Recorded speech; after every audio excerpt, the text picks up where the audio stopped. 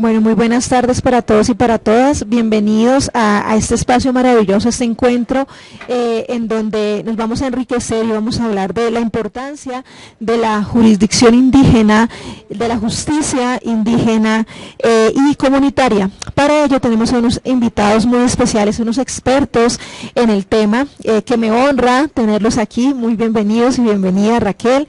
Los voy a presentar. Tenemos a Raquel G. Gorgen. Ella es abogada, experta en derecho indígena y nos visita desde el Perú. Tenemos a Andrés Colli Hernández, es abogado, especializado en mecanismos alternativos de solución de conflictos y nos visita desde la Ciudad de México.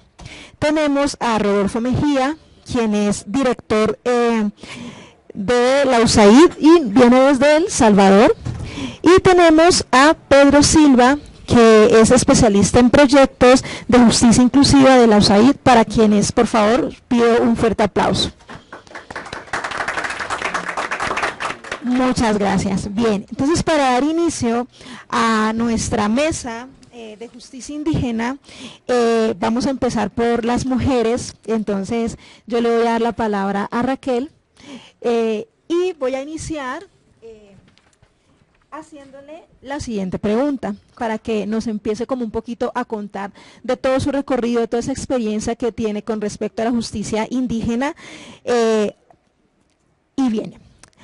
Algunos consideran que la justicia indígena es un mecanismo alternativo de resolución de conflictos.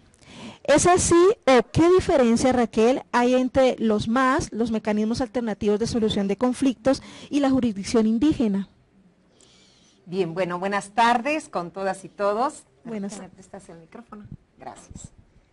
En primer lugar, agradezco la invitación de CEJA, ¿está funcionando?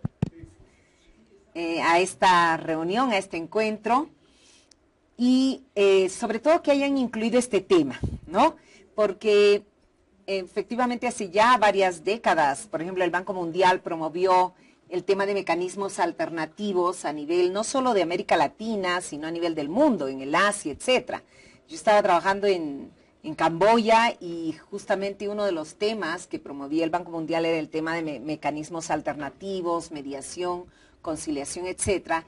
Y la pregunta era si los sistemas jurídicos indígenas estaban dentro o no. Y de hecho, si me permiten avanzar, hay una pregunta que se hacen los jueces. A ver, aquí, para que podamos ver aquí, si me permiten el control. ¿Pueden avanzar entonces?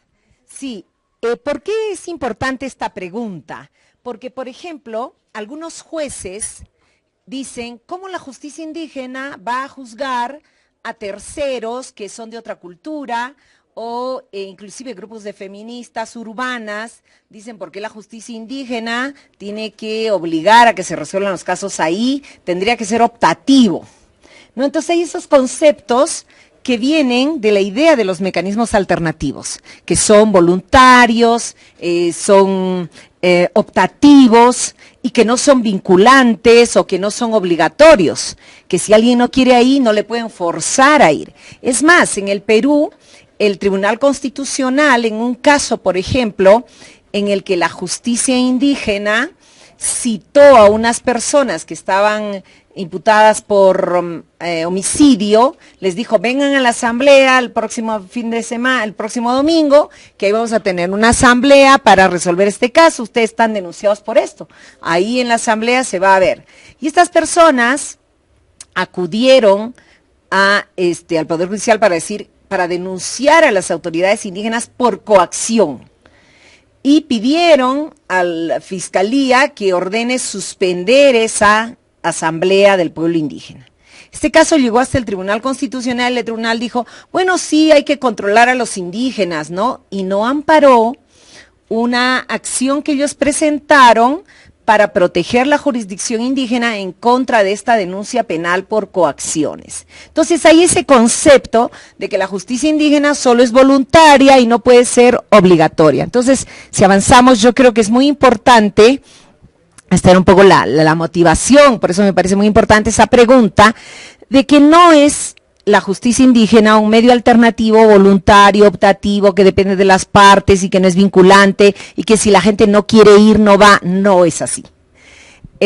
Tanto en la vida real como por el marco jurídico, por el cual ya ha sido reconocida la jurisdicción especial en todos nuestros países, todos los países andinos excepto Chile, pero Chile ha ratificado el convenio 169 de la OIT. Entonces, si avanzamos, ¿no? Para distinguir un poco las vías de acceso a la justicia, decíamos en la mañana, tenemos los sistemas jurídicos indígenas con las mismas potestades que tiene la justicia ordinaria o constitucional, en el sentido que tienen jurisdicción, o sea, tienen capacidad de nocio, de vocacio, pueden llamar a las personas que no quieren ir. Por ejemplo, las rondas campesinas a veces se presentan un grupo en la puerta de alguien y le dice, tienes que ir a la asamblea. O sea, no se pueden escapar, no es algo simplemente voluntario. Tienen judicium, o sea, deciden las cosas en asamblea y tienen coercio. Obligan a la gente a pagar alimentos, aunque el hombre no quiera. Obligan a reparar la vaca que han robado. Lo obligan a las personas a trabajar de día y rondar de noche. O sea, tienen coerción. Tienen las mismas potestades que tiene la jurisdicción ordinaria, ¿no? Entonces, yo creo que sí hay una diferencia. Tal vez hay unas cosas que la hacen parecida a la jurisdicción especial con los medios alternativos. En primer lugar, que es alternativo a la justicia ordinaria. Segundo, que si bien tiene esta parte coercitiva, ¿no? Se parecen a los medios alternativos en el hecho de que buscan escuchar a las partes, sobre todo a la víctima. Y también les interesa que el infractor se reintegre a la comunidad. A diferencia de cuando uno va a un sistema penal, lo que más interesado están los fiscales es meter presa a la persona y a veces ni se preocupan de la reparación en la víctima.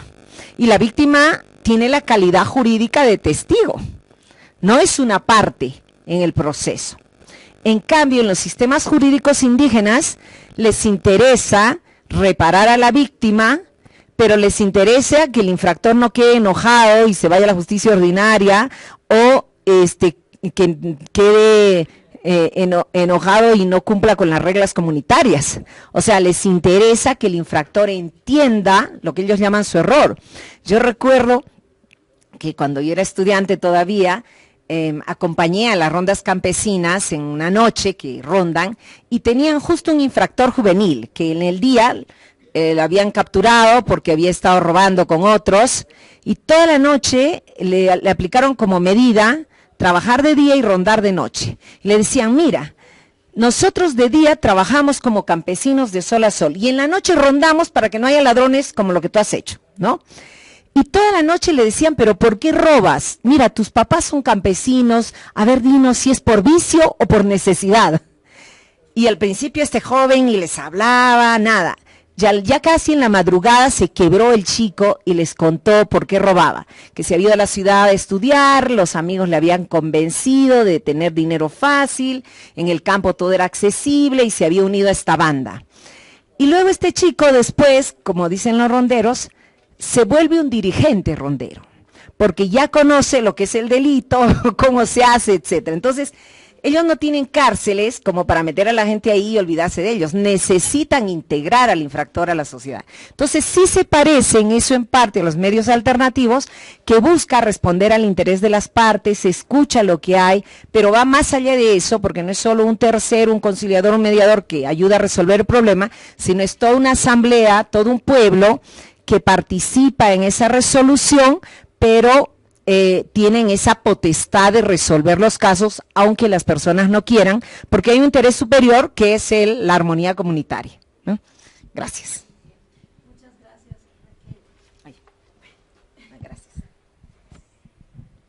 gracias. Gracias. Raquel, sí, muy interesante lo que nos acaba de exponer Raquel, y digamos que teniendo en cuenta lo que acaba de decirnos, la justicia indígena y comunitaria contribuye, ¿no? Contribuye a una sociedad más incluyente, desde luego.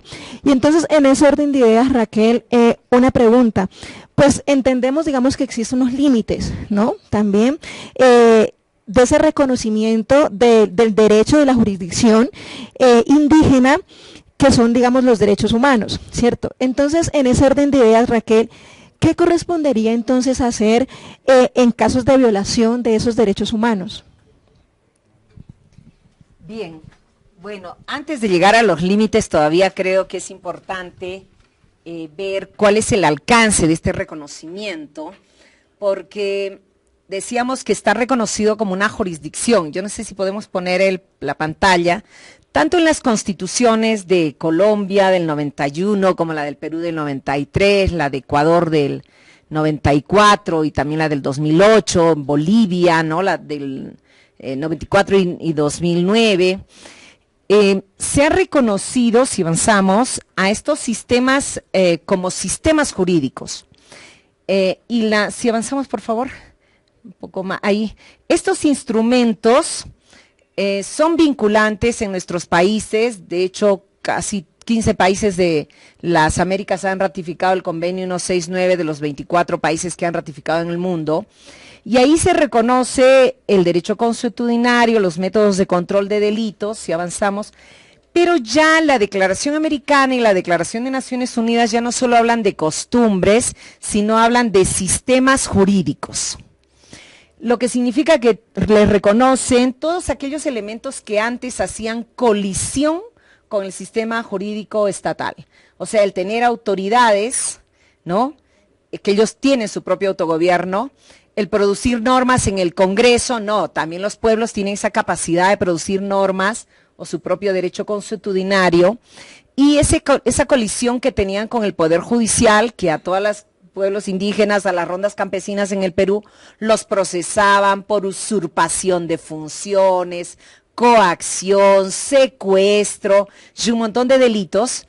Esto está ahora formalmente reconocido, de tal manera que si avanzamos, vemos que también el derecho internacional ha avanzado en las categorías, porque, por ejemplo, había jueces que decían, bueno, pero solamente se les reconoce estas costumbres. En el Perú había un caso de pinball, no sé si hubo acá también, unas máquinas con las que los niños salían de la escuela a jugar, y entonces unas rondas prohibieron que los niños fueran solos, porque hasta se robaban la plata de su mamá para ir a jugar después del colegio.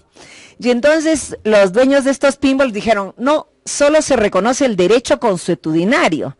Y no había pinballs en la época antigua, así que las rondas no tienen capacidad para prohibir esto. Pero este concepto también se da en Canadá. En Canadá la jurisprudencia, un buen tiempo decía que la Constitución del Canadá del 82 reconoce los derechos inherentes a las naciones, a las primeras naciones, y eso incluye la posibilidad de cazar, pescar, etcétera, pero no incluye tener casinos como en Estados Unidos, porque en Canadá las primeras naciones estaban pidiendo casinos. Y ellos decían, en Canadá, la Corte dijo no, porque eso no es consuetudinario, no lo tenían antes. Entonces esa idea de que se reconoce prácticas antiguas y no la capacidad de producir normas o la capacidad de resolver problemas. Entonces, felizmente ahora, ya en la Declaración de Naciones Unidas y la americana, ya no solamente hablan como el convenio que dice que tienen derecho a mantener sus costumbres, sino que le han añadido dos verbos, si ustedes ven el 34, derecho a promover, desarrollar y mantener sus sistemas jurídicos. O sea, no solo tienen que mantener, sino también tienen la posibilidad o el derecho de promover y desarrollar. Entonces ya se acabó esa discusión, porque en el Perú también había sentencias que decía a los indígenas, en el caso de Adubiri, por ejemplo, un levantamiento que hubo en Puno, al líder del levantamiento dijeron, no, usted no se le reconoce como indígena porque usa jean, tiene computadora, usa lentes, tiene celular, entonces ya no es indígena, ¿no? Entonces me parece bien importante que es la capacidad de producir normas que son cambiantes, de producir derecho, que es lo que se ha reconocido ahora. Y esta capacidad implica también, si avanzamos, a resolver problemas, esto es lo de la Corte, y no solo el derecho internacional, sino también en las constituciones. Hay 3 ciclos de constituciones que ya reconocen estos derechos. En los 80 la diversidad cultural, En los 90s, ya todas las andinas, salvo Chile, decíamos, reconoce la jurisdicción indígena, y las dos últimas de Ecuador y Bolivia ya reconocen estados plurinacionales, y además en Bolivia se ha creado el concepto del Tribunal Mixto Plurinacional, que entra a resolver la pregunta que tú dices, porque aquí el límite de la jurisdicción indígena, es decir, no puede violar los derechos humanos. Y aquí el problema es que muchos jueces interpretaban restricción de derechos como violación de derechos. Por decir, cualquier juez dentro de la ley puede mandar a alguien preso, ¿correcto? Eso no es violación de la libertad, salvo que ese juez no haya cumplido con las reglas. Igual, en la jurisdicción indígena pueden detener a las personas, pueden hacerles pagar, tienen todos los mecanismos coercitivos que tiene también la justicia ordinaria. Y mientras cumplan su propio derecho, no es violación de derechos, sino es restricción constitucional de derechos. Pero en muchos casos han sido denunciados por violar derechos humanos. Se han presentado habeas corpus donde han dicho, esta autoridad indígena tiene secuestrados a las personas, los han denunciado en la vía penal y también les han abierto procesos constitucionales diciendo están secuestrando a alguien, cuando en realidad estaban ejerciendo su función jurisdiccional, ¿no? Entonces aquí es el espacio para decir, bueno, si presentan un habeas corpus, ¿quién resuelve? Lo que aquí se llama una tutela, ¿no? Si presentan una tutela, ¿quién lo resuelve? Un juez constitucional con la cultura jurídica que conoce. Y aquí es el espacio, creo yo, donde debería aplicarse el convenio que dice que si hay la idea de que la justicia indígena ha violado derechos humanos, entonces tendría que abrirse un espacio institucional de diálogo donde estén los jueces indígenas y la jurisdicción ordinaria o constitucional y puedan analizar con dos culturas jurídicas si realmente ahí hay violación de derechos o hay restricción de derechos. Pero no puede estar solo en manos de la cultura jurídica occidental esa decisión. Máximes en países como Colombia, que tiene un artículo constitucional que dice que todas las culturas tienen igualdad. O un artículo como el Perú, que el Estado promueve la diversidad cultural. O sea, si todas las culturas son iguales, ¿por qué una cultura jurídica va a ser la que tutela a la otra? ¿No? Ya tendría que haber esos espacios del diálogo intercultural, donde se pueda resolver, oye, ahí ha habido violación o no ha habido violación de derechos humanos, y en todo caso que la solución no sea mandar preso a la autoridad indígena, sino inclusive justamente abrir estos espacios de diálogo y de construcción de un concepto de derechos humanos que respete la diversidad cultural también, ¿no? Bueno, entonces siguiendo ese orden de ideas de los mecanismos alternativos de solución de conflictos en la justicia o en la jurisdicción indígena y comunitaria, voy a hablar con Andrés, vamos a hablar con Andrés. Andrés, ¿cuál es ese estado actual de los mecanismos alternativos de solución de conflictos en México?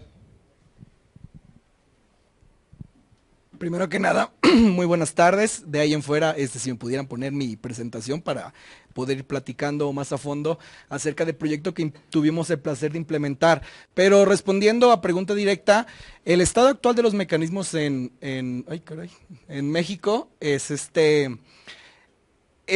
primero entender que México es un país que está dividido en 32 entidades federativas, ¿no? Más aparte, la parte federal, propiamente, en donde tenemos 130 millones de habitantes. Entonces somos bastantes personas. ¿Qué es lo que ocurre cuando tienes a muchísimas personas? Tienes muchísimos conflictos también.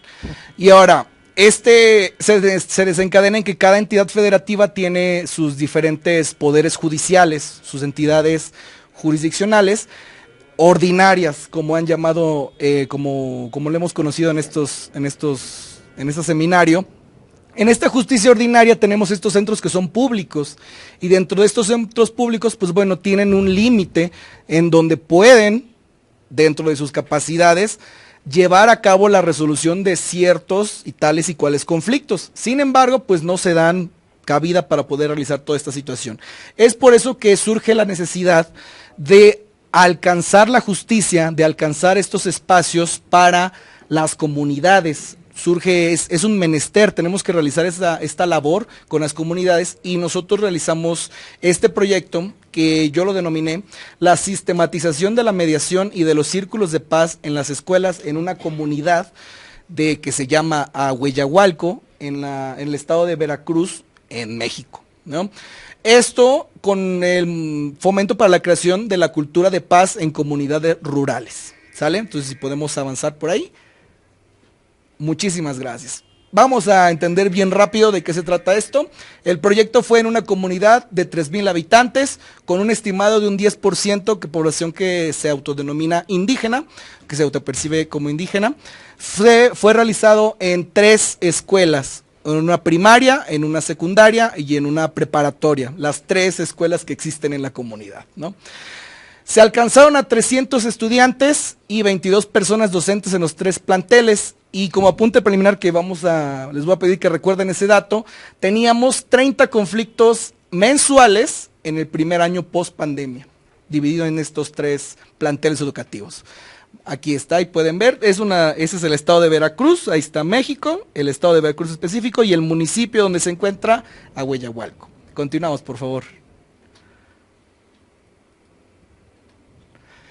Perfecto, esto ya lo platicamos. Sí existe la necesidad porque, como bien sabemos, en etapas tempranas existen muchísimos conflictos de diferentes naturaleza, por diferentes grados también de dificultad y de situaciones que pueden tener variantes desde familiares, desde una relación inclusive ya en preparatoria o en niveles más adelante, pues bueno, algo que sufren los adolescentes es la adolescencia en sí misma, ¿no? Entonces también por eso luego ocurren ciertas situaciones bien específicas que pasa con los adolescentes, ¿no? Entonces vamos a continuar por ahí.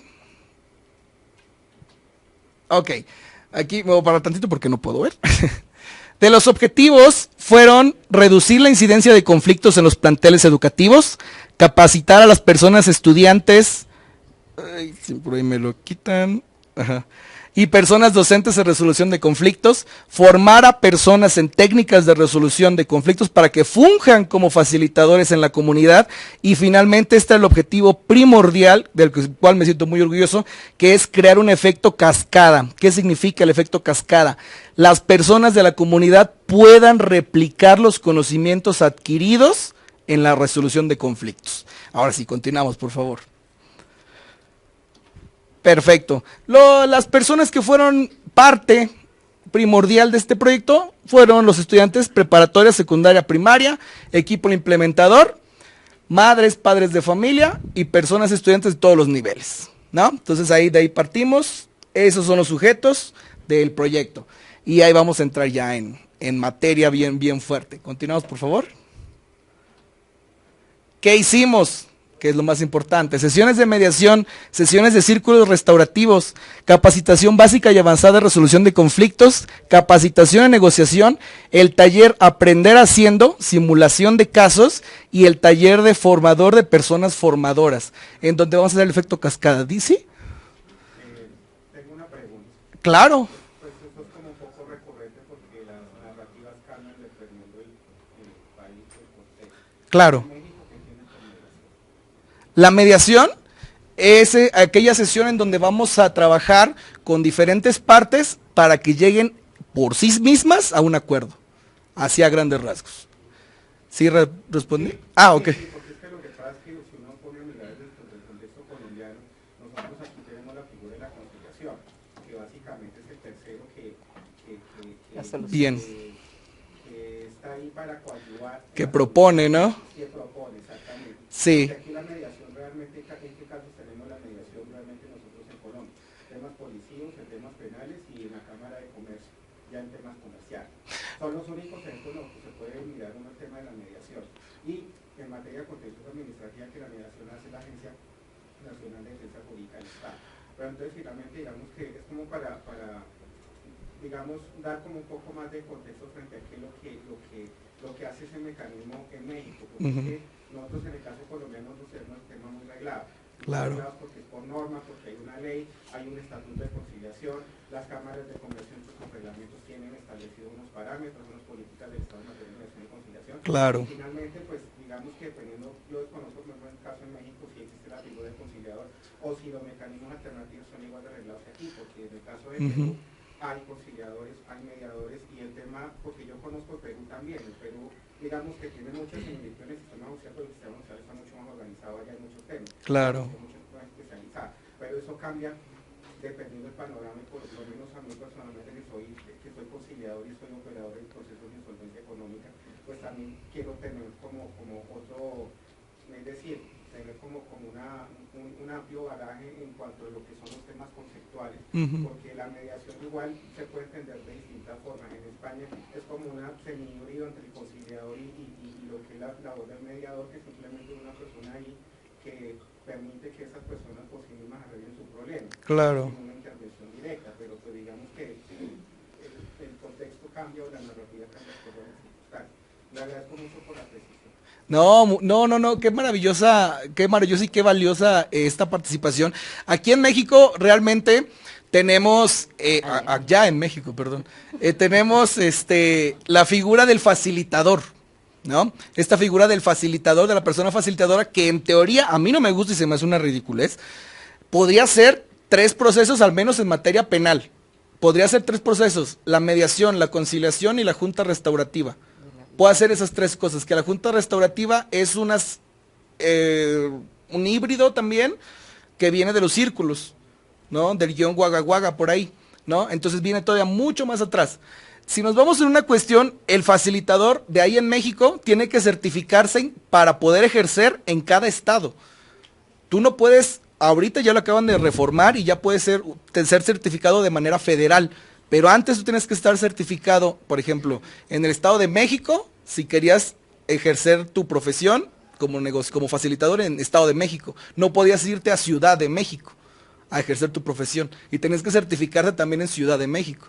Así tenías que, en teoría, tener 32 certificaciones para poder trabajar en cualquier lugar de México, lo cual es una ridiculez.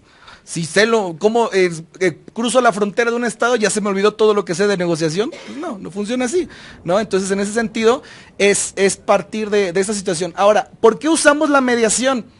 Bueno, ¿qué pasa cuando estamos frente a mediación escolar o a procesos escolares? Pues realmente, dentro de la cuestión de uno de los principios de los mecanismos, que es la voluntariedad, ¿no? ¿Qué pasa con un adolescente de 15, 16 años? No quiero ir. No lo quiero ver nunca, no lo quiero volver a ver nunca más en la vida, lo odio con todo mi corazón. Ok, las emociones son muy al límite en la adolescencia, muy al límite. Pero pues si tienen 14, 15 años, muy probablemente se van a volver a ver, ¿no? Entonces, ¿qué es lo que hay que hacer? Pues llevarlos a una sesión de mediación para que ellos puedan solventar sus conflictos, porque si les imponemos la resolución a través de una conciliación, va a ser mucho más complicado, ¿no? Por ahí. Entonces, por eso es mejor, optamos sesiones de mediación cuando fuera de manera individual, por así decirlo, y cuando fuera multiparte, en sesiones en círculo restaurativo. En ocasiones fue muy en específico, tuvimos que invitar a padres de familia, ¿no? Padres y madres de familia para que participaran en estos eventos.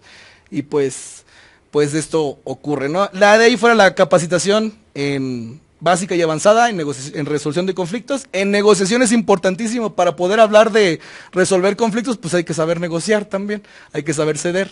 De ahí podemos continuar, por favor. Esto fue el plazo de implementación, fueron 2 años de proyecto, desde el 22 hasta el 24. Y damos otro para haber tiempo. Estos fueron rapidísimo nuestros indicadores. Esto es algo importantísimo en la implementación de proyectos. En la situación en donde tienes que saber cómo medir lo que hiciste y por qué lo hiciste. Nosotros nos basamos principalmente en encuestas, entrevistas y en encuesta de satisfacción de las sesiones. Eso es muy importante. ¿Cómo se sintieron las personas al salir de las sesiones? ¿Se sintieron satisfechas? ¿No se sintieron satisfechas con el resultado obtenido? Etcétera, etcétera, ¿no? y con entrevistas también para también como método de recolección, para que pudiéramos nosotros saber cómo podemos mejorar. De ahí damos uno más. Y esto ya al final, nuestros resultados. Conflictos reportados, teníamos 30 al mes, se redujeron a 6 conflictos mensuales, una reducción del 80%. Tuvimos un 67% de satisfacción con el resultado de la sesión, un incremento de conocimientos en las sesiones de capacitación de un 85%, 300 personas fueron capacitadas, un 77% con satisfacción. Y finalmente, eso es algo que me gusta mucho, nosotros empezamos a recolectar datos del efecto cascada de personas que ya han replicado alguno de los conocimientos, ya sea con su hermano, con su papá, con su mamá, con quien sea, y desde julio hasta el día de hoy han sido 54 personas, ¿no? Entonces, de 300 que han sido capacitadas. Entonces ya se está dando el resultado, el efecto cascada que tenemos de julio hasta el día de hoy. Y pues así vamos a continuar implementando. Ya la siguiente, creo que ya hay que. Perfecto. De ahí, respondiendo finalmente a la primera pregunta, ya porque me extendí bastante, el estado actual de México es que tiene muchísimas reglamentaciones en materia de MASC, demasiadas, pero sigue siendo muy vaga, sigue siendo muy impreciso en este apartado, en torno a que no nos hemos puesto de acuerdo qué es un facilitador, qué es lo que hace, qué es lo que no hace, todavía tiene muchísimos áreas de oportunidad. Sí. Muchísimas gracias, Andrés. Bueno, siguiendo en este orden de ideas, Rodolfo, tengo una pregunta para usted, y es, ¿cuál ha sido esa ruta normativa y de legitimación pues para la implementación del Servicio Nacional de Facilitadores Judiciales en El Salvador? Muy buenas tardes a cada uno de ustedes. Rodolfo, El Salvador. Mi tema es esencial, la figura de los facilitadores judiciales. Contestando a tu pregunta, Gina, ha sido una ruta que ha empezado a nivel internacional. La figura de los servicios o del facilitador nacional es propio de la Organización de Estados Americanos, la OEA, y allá por el 2014, El Salvador, a través de la Corte Suprema de Justicia, firma un memorándum de entendimiento con la OEA para crear e implementar el Servicio Nacional de Facilitadores Judiciales. Así nace, en el contexto internacional, con un memorándum de entendimiento entre la Corte Suprema de Justicia de El Salvador y la OEA. Posteriormente viene la Corte en una sesión plenaria y bajo la circular 65-2014 también se crea lo que es el reglamento que da vida al Servicio Nacional de Facilitadores Judiciales. En ese contexto son los dos campos que tenemos como medio normativo y de legitimación de la figura del Servicio Nacional de los Facilitadores Judiciales. Muy bien, Rodolfo. ¿Y qué avances entonces se ha tenido, digamos, con esta adopción de estos facilitadores en El Salvador? Si podemos proyectar la tercera. Sí, este es un contexto del escenario para que tengamos claro la figura del servicio del facilitador judicial. En nuestro país, el acceso a la justicia, como en muchos otros de Latinoamérica, está restringido a veces por barreras culturales, sociales, barreras geográficas y económicas. Hay muchas personas que para desplazarse, como lo decía Mateo por la mañana, si no me equivoco, hasta 5 horas, pero en El Salvador es muy pequeño. En El Salvador 4 horas y usted está o en Guatemala o en Honduras. Pero sí podemos hablar de 2 horas de distancia para llegar a una sede judicial, y eso implica muchos recursos para familias que desconocen a veces cómo pueden acceder a mecanismos de solución alterna de conflictos sin tener que gastar o, digamos, pagar ciertos servicios judiciales. En ese caso, ese es el primer contexto, ¿no? Las comunidades vulnerables que enfrentan esta situación, estas barreras para acceder a la justicia. Y también tenemos que la exclusión al acceso a la justicia, y entre este servicio de exclusión viene la Corte y piensa en una figura que pudiera coadyuvar a los esfuerzos del derecho constitucional de petición y respuesta, plasmado en el artículo 18 de la Constitución de El Salvador, y también para dar vida a lo que es una pronta y cumplida justicia del artículo 182, numeral quinto de la Constitución. Entonces, para acercar la justicia al ciudadano, el programa que ofrece la OEA era muy genial y se hace una prueba piloto a nivel de El Salvador. Y en ese escenario el impacto, podemos hablar en números, si nos vamos a la siguiente. Por acá, si podemos hablar en número, tenemos que el impacto ha sido altamente significativo, ha representado también un liderazgo en materia de empoderamiento de la mujer, que actualmente son 409 figuras de facilitadores judiciales. No necesitan ser abogados de la República, pueden ser bachilleres, pueden ser líderes comunitarios sin ningún grado de escolaridad, siempre y cuando tengan un grado de reconocimiento dentro de la comunidad. En ese sentido, empieza un programa de formación llamado Formador de Formadores también, lo que hablaba Andrés, para que ellos puedan hacer acciones de incidencia en el entorno de sus comunidades, convirtiendo a ese líder comunitario en un mecanismo de incidencia pública. Y en ese sentido las mujeres tienen ahí un nivel de participación bastante alto, 42%, cuando esas barreras de acceso en género siempre han estado dominadas por los hombres, y que está representado por un 58% en el caso de El Salvador. Tenemos que la figura de los facilitadores judiciales está presente en 9 de 14 departamentos de la República de El Salvador, y que en efecto también el nivel de incidencia es bastante alto. Si podemos pasar a la siguiente, con algunos datos estadísticos sobre el resultado e impacto de esta figura. Más de 9.943 ciudadanos capacitados solo durante los meses de enero a mayo de 2024. Todo este esfuerzo representa un empoderamiento ciudadano, un empoderamiento de hacer sentir a la persona que es un puente de conexión con otros ciudadanos, y en ese caso son charlas también que representan un grado de educación cívica para empoderar a las comunidades que desconocen a veces de qué manera se pueden resolver sus derechos. Y algunas de los casos más atendidos tenemos las charlas, las gestiones, acompañamientos, que tendríamos que entrar a la manera conceptual para descifrar en qué consisten.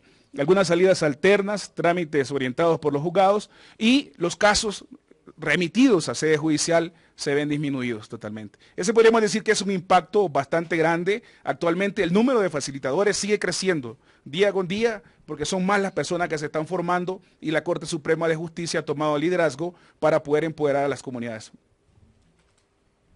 Muchísimas gracias, Rodolfo. Bueno, siguiendo con nuestro tema, Pedro, y teniendo en cuenta su amplio recorrido y su experiencia con la justicia inclusiva, ¿cómo ve usted la justicia inclusiva, en los mecanismos alternativos de solución de conflictos? ¿Si se da una verdadera justicia inclusiva en estos mecanismos, o cómo lo ve usted? Bueno, gracias, Gina, por la pregunta, y primero agradecer al centro por la invitación, por supuesto, al programa Justicia Inclusiva de USAID, y en esto una aclaración y una petición, y no voy a decir que respetuosa porque lo entiendo así, pero más afectuosa que respetuosa, o las dos cosas mejor, ¿vale? Primero una aclaración. Entonces la invitación que han hecho al programa ha sido más para compartir un poco la experiencia sobre la justicia ancestral afrocolombiana en plural para el caso colombiano y su relación con los mecanismos alternativos. Entonces, en ese orden de ideas, la petición afectuosa y respetuosa es que donde se lee aquí en la agenda justicia indígena, por favor, también se lea justicia afrocolombiana, ¿sí? Bien, a partir de esto entonces quisiera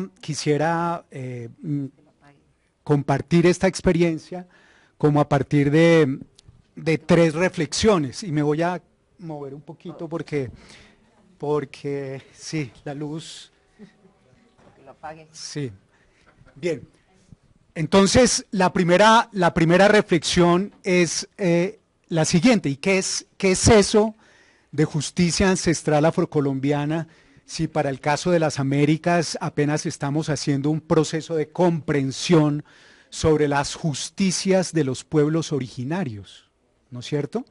Entonces, la justicia ancestral afrocolombiana surge básicamente de toda esa guarda y cuidado de la memoria colectiva que las personas esclavizadas de África lograron mantener cuando llegaron a este continente, y especialmente me refiero a este territorio de Colombia. Entonces, la justicia ancestral afrocolombiana en plural se refiere a todos esos saberes, a todas esas prácticas que tienen y han tenido los pueblos ancestrales de origen africano para resolver sus conflictos, sus tensiones en sus territorios colectivos.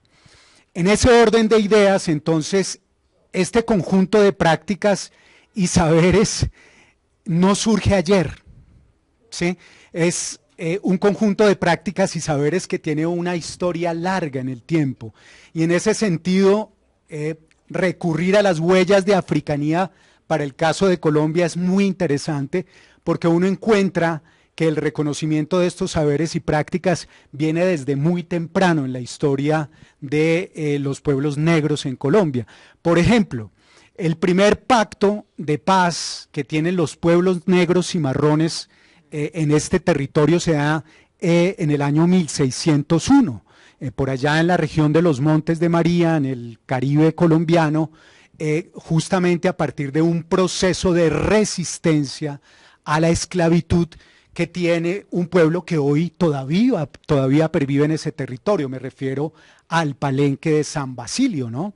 En el municipio de Maates, pero que ahora ya es municipio autónomo, ¿no? Palenque. Una comunidad que se constituye a partir de negros y negras cimarrones, es decir, que se resisten a la esclavitud y bajo un principio de cuestionamiento del mecanismo de la esclavitud reivindican su autonomía y reivindican su gobierno propio en territorios en los que han ocupado para desarrollar un proyecto de vida. En concreto me refiero a todo ese proceso de resistencia a la esclavitud que lideró Bencos Biojó, también conocido como Domingo Biojó, ¿no es cierto? Ese pacto en 1601 que se da con el gobernador de Cartagena es un pacto de paz en el que el gobernador, frente a un pueblo cimarrón que resistió a la esclavitud, reconoce que tiene un gobierno propio. Ustedes revisan esa acta de paz y el primer anuncio es: reconocemos que este pueblo tiene autonomía, tiene gobierno, y describe su forma y su estructura de gobierno propio. Y es muy interesante cómo se encuentra allí una persona encargada de resolver los asuntos que generan conflicto en la comunidad. Incluso el concepto mismo de justicia no aparece en los pueblos palenqueros.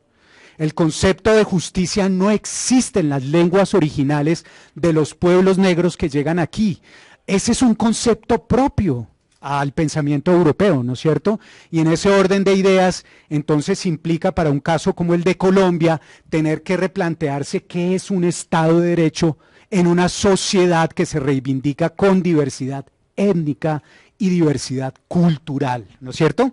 Entonces, en ese sentido, esa acta de 1601 resulta clave porque es un hecho, además de ser un hecho histórico, además de ser un hecho político, también resulta en una fuente interesante sobre estas prácticas y saberes relacionados con justicia, ¿no es cierto? También después viene una cédula real muy interesante, 100 años después, 1713 más o menos, es decir, una cédula firmada por el rey de España en el que otorga libertad a ese pueblo de Palenque.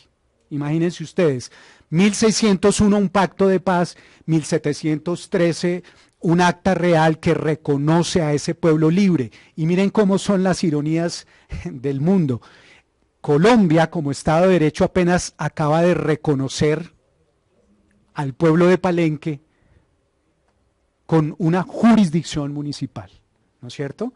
Bien, entonces esa referencia histórica nos permite entender que entonces estos saberes y prácticas relacionados con justicia, o como mejor llaman los pueblos negros, ¿no es cierto?, la convivencia armónica porque es eso, es convivir armónicamente. Cuando hay un conflicto o una tensión, por ejemplo, en los pueblos del norte del Cauca, no es que se afecte un concepto de justicia, se afecta una vida en armonía, es decir, un concepto, una cosmovisión que entiende que hay una relación armónica entre el mundo de los seres vivos, el mundo de la naturaleza y el mundo de los espíritus. Es un concepto que entiende que hay una relación armónica y que los conflictos lo que hacen es afectar esa relación armónica y por tanto la vocación de la comunidad o del pueblo, mejor el concepto de pueblo, implica que hay que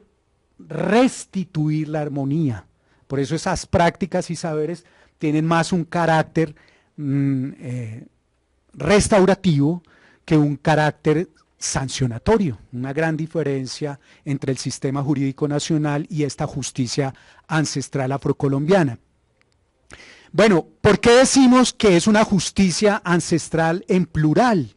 Porque si hacemos un poco el recorrido del origen de los pueblos negros en este territorio de las Américas, pues nos damos cuenta que aquí llegaron personas que venían de pueblos tribales, de estados-nación africanos e incluso de reinos africanos, ¿no es cierto? La historia oficial siempre olvida, borra, intencionalmente quita de la memoria colectiva todos estos elementos que son súper importantes, ¿no es cierto? Quiere decir que las personas esclavizadas llegaron aquí, segundo referente histórico, ¿no es cierto? Y en esos primeros espacios de relación colectiva de la gente esclavizada, que se llamaron las cofradías de negros, que es un espacio muy interesante porque la corona española creó las cofradías de negros básicamente para atender a las personas esclavizadas que llegaban en una situación absolutamente lamentable a las Américas, ¿no es cierto?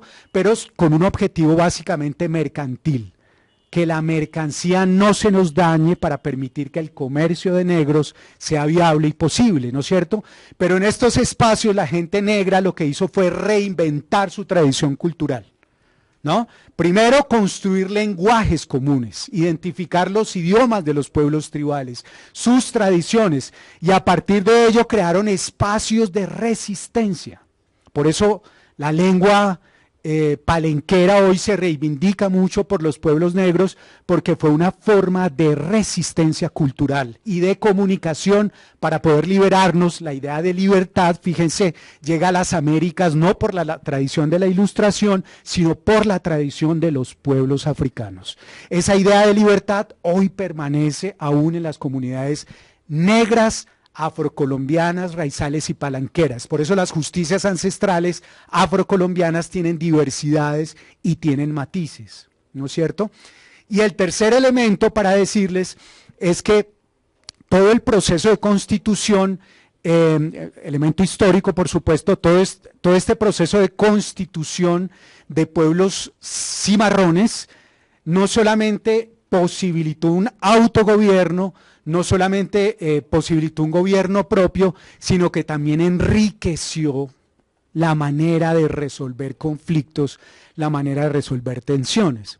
Entonces, en ese orden de ideas, el programa Justicia Inclusiva, más o menos desde hace unos 8 años, y digamos que por fortuna allí se encontró una posibilidad de abrir un horizonte de comprensión sobre esto que ha estado invisibilizado en Colombia por mucho tiempo. Incluso fue discutido en la Asamblea Nacional Constituyente, ¿no? Esa que generó la Constitución del 91, porque justamente, ahora lo refirió Raquel, el artículo 246, que reconoce jurisdicción especial a los pueblos indígenas, por supuesto, un reconocimiento legítimo, no reconoció una jurisdicción especial afrocolombiana. Pero la Asamblea lo discutió. Quiere decir que no fue reconocido constitucionalmente por un hecho político, no porque la justicia ancestral no exista, ¿no es cierto? Entonces, en ese orden de ideas, los pueblos negros han seguido desarrollando todo su trabajo de mantener y reinventar estos saberes y prácticas, incluso en un diálogo muy constructivo con pueblos indígenas, ¿no es cierto? Comparten elementos de sus cosmovisiones, comparten incluso maneras y formas de resolver conflictos. Hay una experiencia muy interesante en el norte del Cauca en que pueblos negros y pueblos indígenas se han acercado para resolver conflictos desde una perspectiva interétnica e intercultural ya, porque han incluido a comunidades campesinas, ¿no es cierto?, para resolver conflictos alrededor de los territorios colectivos. Una experiencia muy interesante de mediación intercultural e interétnica que vale la pena todavía seguir estudiando, explorando. Bien, pero adicionalmente quisiera decir que el programa Justicia Inclusiva no solamente ha intentado abrir el horizonte del pensamiento apoyando caracterización de prácticas y saberes a partir de el apoyo con instituciones académicas. Allí ha sido muy importante el aporte de la Universidad del Valle, que es una universidad presente en todo el Pacífico colombiano, de la Universidad Uniclaretiana en el Chocó, de la Universidad de los Andes, muy cerca de esta universidad. La caracterización de prácticas y saberes ha posibilitado, desde una perspectiva de estudio y análisis académico y desde la voz de las mismas comunidades, poder visibilizar estas prácticas y saberes de justicia ancestral. Pero las comunidades han ido un poco más allá de esto. Las comunidades no solamente han buscado el reconocimiento social a partir de estas caracterizaciones, sino que también han estado participando en espacios y escenarios donde los operadores de justicia aplican, deciden políticas públicas relacionadas con la justicia. Es por esto que hoy encontramos autoridades étnicas de consejos comunitarios. Debo hacer la anotación: los consejos comunitarios son las formas institucionales que por ley tienen las comunidades negras, afrocolombianas, raizales y palenqueras en Colombia, y a través de las cuales desarrollan un diálogo con el Estado de Derecho y con el Estado social y democrático en Colombia, ¿no es cierto?, desde un enfoque pluralista, ¿no? Lo han incorporado los pueblos negros, es decir, ese concepto de pluralismo jurídico en estos sistemas locales de justicia, me refiero a comités municipales, comités departamentales de justicia. Allí han llevado a este escenario, digamos, la visibilización de esas prácticas y saberes e impulsado diálogos interculturales. Nosotros tenemos una corte, nosotros Colombia, que está encargado, digamos, es una alta corte, el Consejo Superior de la Judicatura, que está encargada, esta corte, de, por supuesto, fortalecer todo el sistema jurídico colombiano, no solamente desde su perspectiva administrativa, sino también desde otros elementos. Pero una de las funciones del Consejo Superior de la Judicatura es establecer diálogo con la jurisdicción especial indígena, porque la ley lo obliga a ello. Hay una instancia muy interesante de coordinación interjurisdiccional, ¿no es cierto? Y entonces allí los pueblos negros, en esos saberes tan interesantes y prácticas, se han involucrado en ese escenario también, a pesar de que no tienen una jurisdicción reconocida, y allí los pueblos negros le han dicho al Consejo Superior de la Judicatura: diferenciemos tres conceptos: justicia, derecho, jurisdicción. Nosotros no tenemos reconocida jurisdicción especial, dicen los pueblos negros, pero tenemos saberes y prácticas de justicia y tenemos normas desde nuestras cosmovisiones que orientan nuestra convivencia armónica, ¿no es cierto? En ese orden de ideas apelamos al principio de diversidad étnica y cultural en Colombia para dialogar con ustedes. A la fecha de hoy, los pueblos negros del Pacífico y del Caribe han logrado 5 protocolos de entendimiento con 5 consejos seccionales de la Judicatura, por supuesto con apoyo del Consejo Superior de la Judicatura, herramientas e instrumentos que ayudan al entendimiento entre autoridades étnicas afrocolombianas y operadores de justicia. Un elemento muy novedoso para el caso colombiano, porque apenas los protocolos de coordinación interjurisdiccional entre pueblos indígenas y consejos seccionales de la Judicatura están en proceso de construcción. Apenas tenemos uno en el Cauca, solamente uno, protocolo ya suscrito para el caso indígena. Para el caso de pueblos negros tenemos 5 en procesos de concertación. Bien, pero adicionalmente los pueblos negros no solo se han quedado ahí, también han entrado en diálogo, por ejemplo, con casas de justicia. Y viene aquí un punto adicional que es básicamente una invitación a una reflexión, y es: la justicia ancestral afrocolombiana se reivindica, o los pueblos negros la reivindican como una justicia étnica, es decir, en el marco del convenio 169 que Raquel nos ha insistido de manera muy acertada, ¿no es cierto? Porque allí donde se leen pueblos tribales también se leen pueblos negros. Entonces, se reivindican como justicia étnica e invitan a diferenciar las justicias étnicas de la justicia comunitaria, ¿no es cierto?, de los mecanismos alternativos de resolución de conflictos y por supuesto de la justicia ordinaria.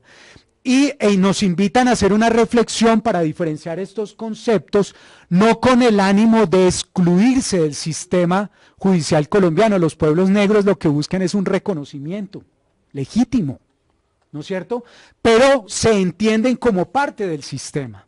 Y hay que ver experiencias muy interesantes, por ejemplo en el Cauca, por ejemplo en Nariño, donde las autoridades étnicas también posibilitan el acceso a los MASC, ¿no es cierto?, cuando la justicia ancestral reconoce sus límites y alcances, como sucede en la justicia indígena, y entonces acuden a los mecanismos, y cuando no, lo uno o lo otro, por supuesto, saben cuáles son las competencias de la justicia ordinaria, pues son acompañados por sus autoridades étnicas.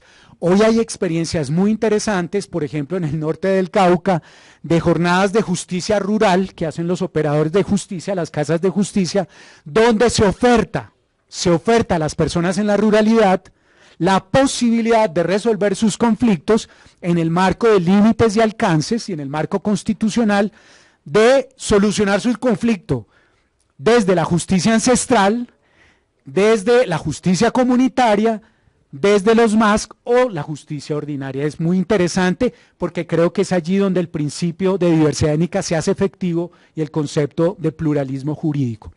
Y un último elemento para aportar.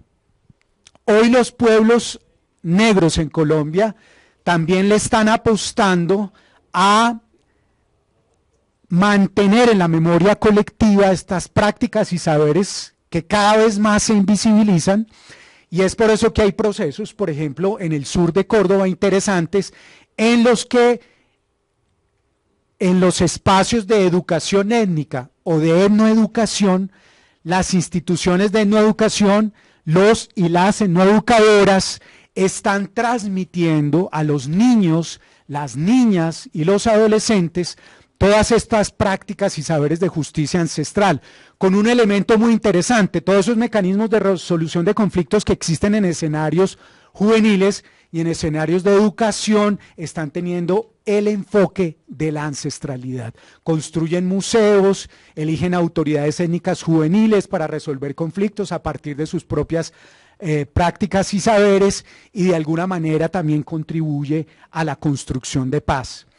Decirles que todo este proceso que ha venido acompañando el programa de justicia inclusiva ha logrado establecer cómo estas formas ancestrales de justicia definitivamente han contribuido a la construcción de paz en los territorios y han también contribuido de alguna forma a superar la precariedad de la presencia del Estado en estos territorios y por supuesto sumar a la comprensión del sistema judicial colombiano. Quién sabe qué diría Kelsen de todo este tema, pero encontrar una sentencia, por ejemplo, que hace referencia al río Atrato en el Chocó, una sentencia de la Corte Constitucional impulsada por comunidades indígenas y afrocolombianos, un río con derechos, ¿no es cierto?, una sentencia emblemática en donde allí se incorpora la cosmovisión de pueblos étnicos, indígenas y negros juntos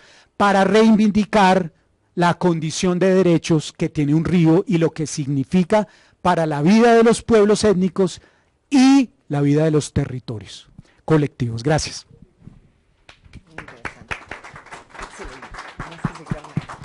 Muchísimas gracias, Pedro. Y bueno, yo tengo para decir que Pedro me llegó al corazón todo lo que dijo por obvias razones, porque soy una mujer afro, una mujer lideresa, que vengo del departamento del Cauca de Popayán, pero soy de Tumaco, orgullosamente tumaqueña. Y tengo para decir que, bueno, soy abogada y conciliadora, y es muy complicado. Popayán es una ciudad bastante colonial, ¿no? Su estructura y todo eso, y bastante racista también. Entonces, encontrarse, digamos, uno como mujer negra en una ciudad racista, clasista, homofóbica, etcétera, y encontrar además que nosotros, los pueblos negros, las comunidades negras, no hemos vivido las violencias desde ahora, como lleva Colombia hace 50 años más o menos, no. Nuestros pueblos han vivido la violencia desde la colonización, ¿sí? O sea, venimos desde tiempos atrás viviendo estos continuos de violencia. Y las mujeres negras, por ejemplo, vivimos una triple discriminación también. O bueno, viven, digamos, porque yo me considero con ciertos privilegios, digamos, sí, o sea, comparado a las otras mujeres de mi territorio, que de pronto no han podido salir, no han podido estudiar, que tienen un montón de dificultades de las que se viven en los territorios, y es que hay unas categorías, ¿cierto? Entonces, de por sí, ya vivimos en una sociedad bastante clasista, machista, ¿cierto? Entonces, es muy difícil ser mujer hoy en día, ¿sí? Imagínense cuando se es mujer, pero además mujer negra, o puede ser mujer indígena, mujer campesina, mujer negra, empobrecida, sí, entonces son categorías que llegan y hacen o vuelven, digamos, a la sociedad como un triple racismo, una triple discriminación. Entonces es muy complicado, y cuando yo como conciliadora, por ejemplo, estoy en el Centro de Conciliación en Casa de Justicia o en la universidad donde trabajo y tengo audiencias de conciliación y llegan las personas y como que, o sea, es muy extraño y me siento muy rara porque llegan y es como que, ay, ella es la que nos va a dar nos va a hacer la conciliación, o sea, como si de pronto mi conocimiento no fuera válido, o como que dudan, ¿no? Dudan, y entonces yo siempre cuento esto porque me impactó muchísimo. Entonces yo siempre en mis charlas cuento, y es que una vez iba a tener una audiencia de conciliación y estaba yo en la oficina esperando a las partes, y la señora llega y me dice, buenas niña, me hace un favor y me trae un tinto y me llama a la abogada que me va a hacer la audiencia, y yo me quedé, ok, no porque servir tinto sea un trabajo indigno, no, para nada.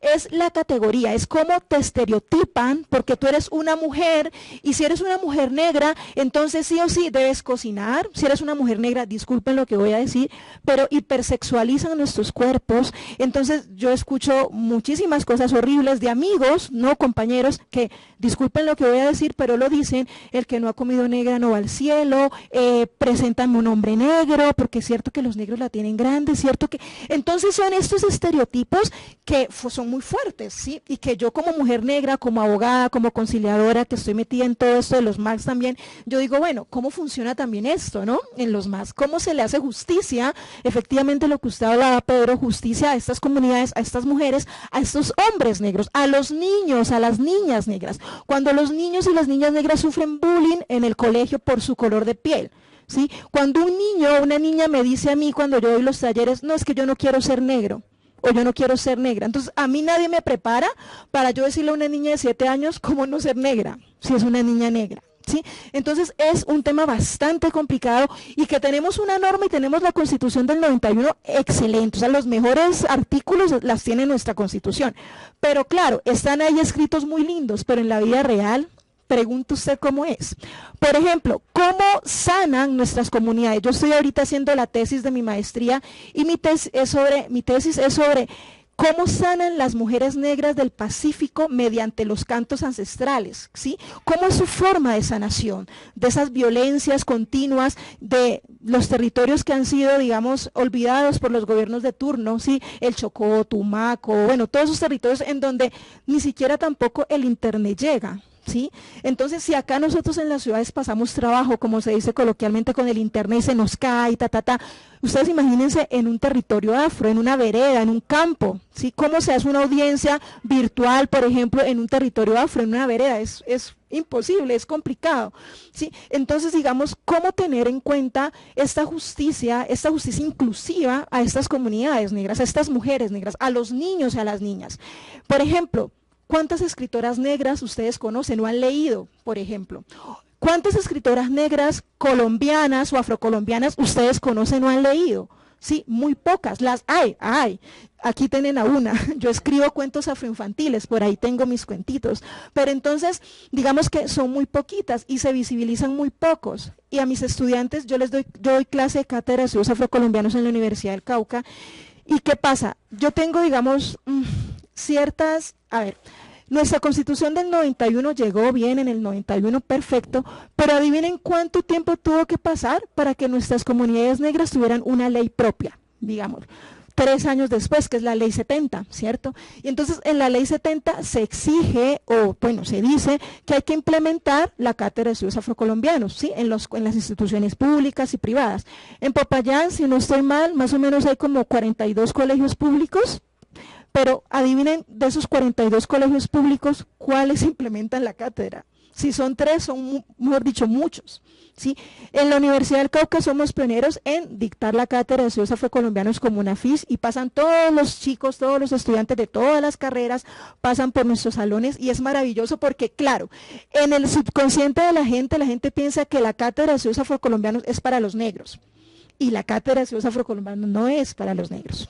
La cátedra de estudios afrocolombianos es para la gente blanca, campesina, ¿sí? Cuando hablamos de educación, sí hablamos un poco ya de algo más preciso, ya más de la cultura, pero cuando hablamos de cátedra es para enseñar precisamente esa cátedra a la gente que no la conoce. Pero eso no quiere decir que chicos, que estudiantes afro no vean la cátedra. Tengo estudiantes que la ven y cuando yo inicio mis clases y es la primera clase, yo les pregunto a ustedes por qué están acá y sobre todo los chicos afros. Y es bonito escuchar que ellos dicen, no, profe, es que yo soy afro y no sé nada de mi cultura y quiero saber. O no, profe, es que yo soy afro, pero me siento como incómodo, como que no sé, como que quiero. Entonces, para mí que soy una mujer negra, profesora, abogada, pues para mí es como que fuerte, pero me siento cómoda con ellos porque sé que ellos también se sienten cómodos y sienten como ese orgullo, no, ahí hay una mujer negra dándonos clase y yo veo que ellos están ahí felices y me ponen atención. Entonces, es como todas esas reflexiones, ¿cierto? Como también esa justicia que usted hablaba, Pedro, llega de verdad a todas estas comunidades y no se queda solamente en el papel o en un discurso bonito y de que, ay, sí, todos somos iguales, todos no somos iguales, efectivamente, pero entonces, ¿cómo hacer que que estos mecanismos alternativos de solución de conflictos de verdad sean eficientes y eficaces para estas comunidades negras y para, pues, los niños y las niñas sobre todo? Gracias. Creo que por allá tenían una pregunta. Sí.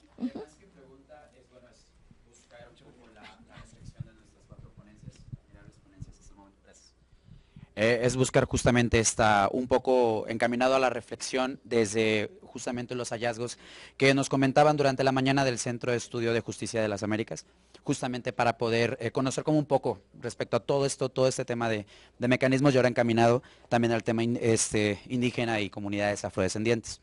En Latinoamérica, bueno, como saben, tanto desde México, El Salvador, Perú, Colombia, enfrentan temas de inseguridad que al parecer cada vez van más en aumento.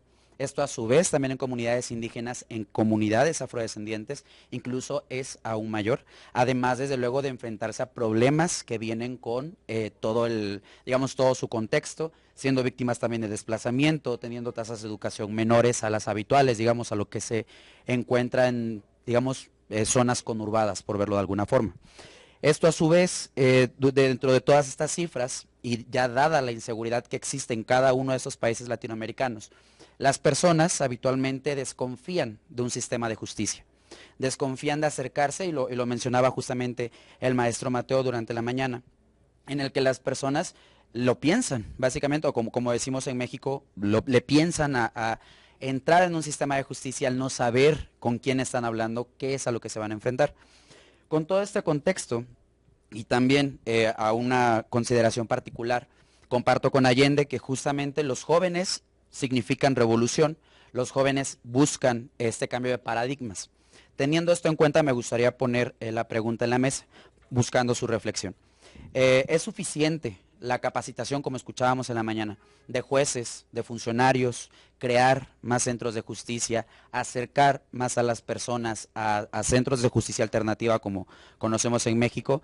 ¿O en realidad esto debe ser un trabajo educativo aún más interno, en el que estamos hablando de infancias incluso, basado en los valores, basado en una cultura de paz y a su vez, desde luego, en este sentido con comunidades indígenas y afrodescendientes, también basado en lo que en México conocemos, sus usos y costumbres.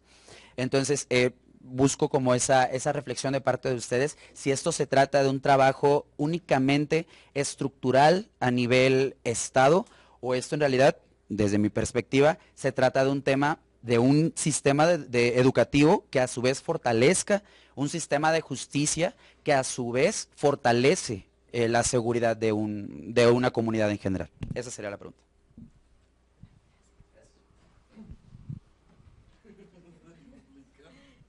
¿Quién quiere responder? Bueno, creo que todos sí. Gracias. Me parece muy importante lo que has dicho. Bueno, en México efectivamente le llaman usos y costumbres, ¿no? En caso de Oaxaca, etcétera. Yo preferiría no usar esa categoría.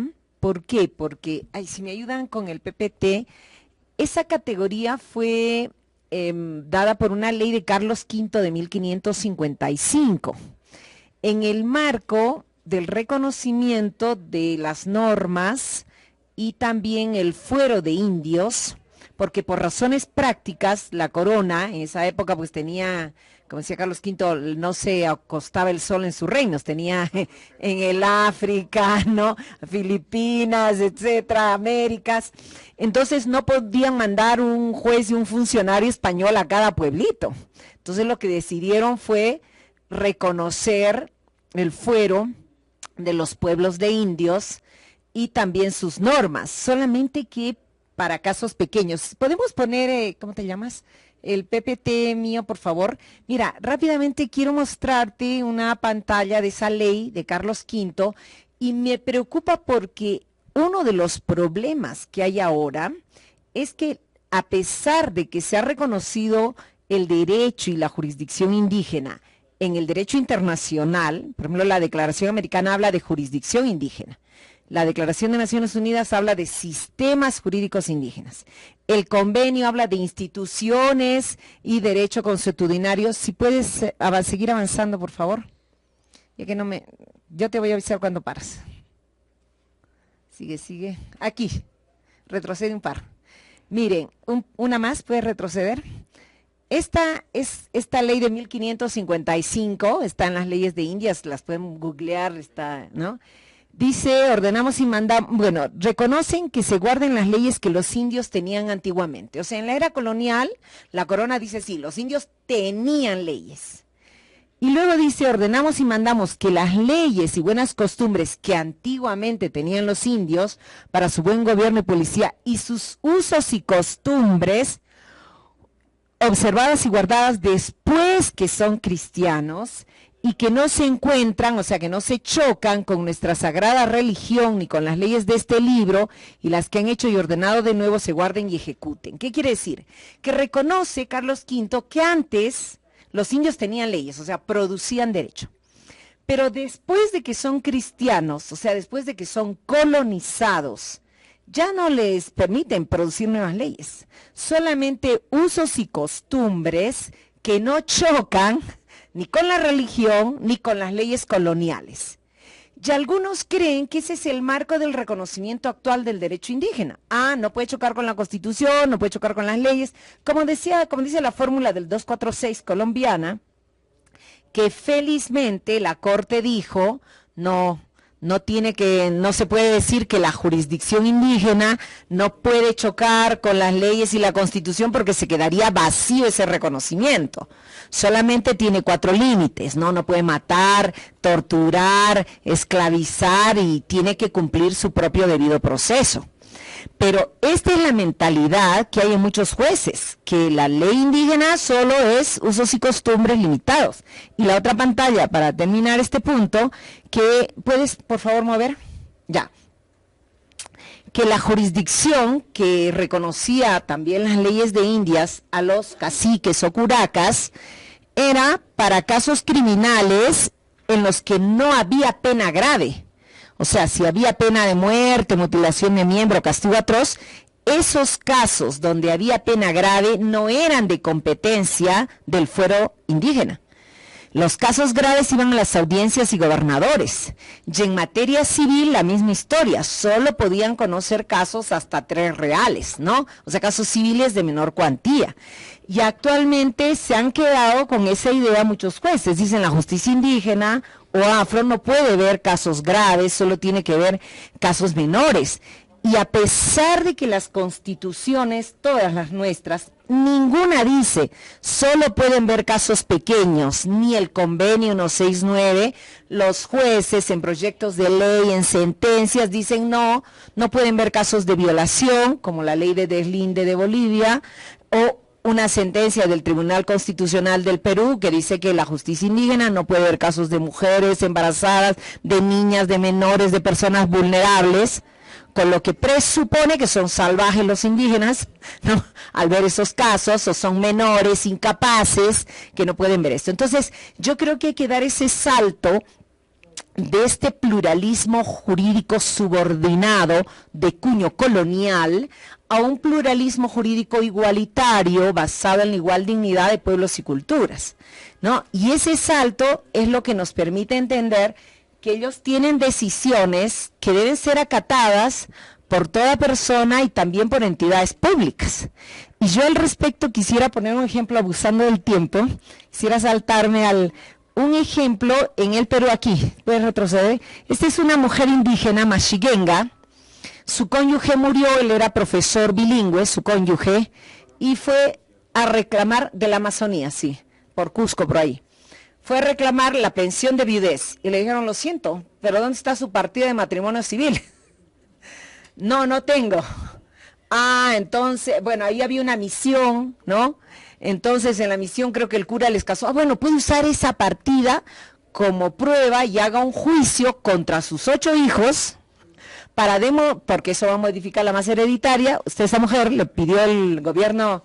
Ella tenía que reclamar esta pensión de viudez en el gobierno regional de Madre de Dios, Goremad, donde estaba adscrito su esposo, su cónyuge, que era profesor bilingüe. Entonces ella tenía que enjuiciar contra sus 8 hijos para que le den una constancia judicial de convivencia, de unión de hecho. Entonces yo me acuerdo que una misionera, porque iba Madre de Dios por otro caso de una comunidad, me dijo, doctora, por favor, ayúdenos con este juicio, esta pobre señora no tiene acceso a su pensión de viudez, por favor háganos este juicio contra sus 8 hijos, y me explica todo, ¿no? Que el gobierno regional no le quiere dar la pensión de viudez si ella no trae una sentencia judicial que le ordene al gobierno regional. Le digo, pero ella vive en una comunidad, sí, ¿y su comunidad qué dice? Porque si su comunidad avala esto, la comunidad tiene jurisdicción indígena. Su comunidad puede decidir eso, no tiene que irse a una justicia ordinaria. Yo, por deshacerme de la monjita esta, a la siguiente que voy al pueblo, la monjita traía el acta de la comunidad, que con las firmas, huellas digitales de toda la comunidad, y el acta comunal decía, la señora Esteba Cárdenas tenía una unión conyugal con Raúl Metaki por 40 años, que equivale al matrimonio del derecho civil, y le ordenamos al gobierno regional a pagarle su pensión de viudez. Ah, perfecto, le digo, vaya con esto al gobierno regional. Va al gobierno regional y se ríen de ella. Dicen, oye, ¿usted cree que con esta hojita vamos a usar fondos públicos para pagarle la pensión de viudez? El funcionario le dice, ¿me van a demandar a mí? ¿Me van a votar? La jurisdicción indígena será pues para resolver robos de gallinas, conflictos entre indígenas, ¿no? Pero no pueden ver un caso, no pueden ordenarle a una entidad estatal. La comunidad y la señora tuvieron que presentar un amparo por violación de la jurisdicción indígena. Y al final, y ya con eso termino, salió una sentencia buenísima, que es la primera en el Perú, porque Colombia tiene varias de esas, nosotros la primera, donde justamente dice, nos vamos al final, ella demanda que se ha violado pues la jurisdicción, la sentencia dice, las familias son de acuerdo a lo que cada pueblo decide. ¿Puedes avanzar? Y aquí dice que todos los poderes, dice, por tanto, los poderes públicos y los ciudadanos en general tienen el deber de acatar esa decisión, la decisión indígena, cual si fuese una sentencia de la jurisdicción ordinaria, siempre y cuando no viole los derechos fundamentales, que aquí no viola, ¿no? Entonces, es la primera sentencia que dice, oye, la decisión indígena tiene el mismo valor que cualquier otra sentencia, y gracias a esta sentencia, ahora esta señora está gozando de pensión. Que si no, no habría cumplimiento de derechos de las mujeres indígenas, como en este caso, salvo que hagan estos juicios interminables, ¿no? Entonces yo creo que es bien importante tomar esa conciencia de que no solo ellos tienen en la vida real estas decisiones, sino que está reconocido como jurisdicción propiamente, y no solo como usos y costumbres, sino como derecho y como justicia con potestades jurisdiccionales, ¿no? Bueno, disculpa la extensión. Pero quería contarles este caso que es y ya tenemos 0 minutos, 0 tiempo. Les agradecemos de verdad su compañía, agradecer a los panelistas por el espacio. Un fuerte aplauso para todos ustedes. Muchísimas gracias.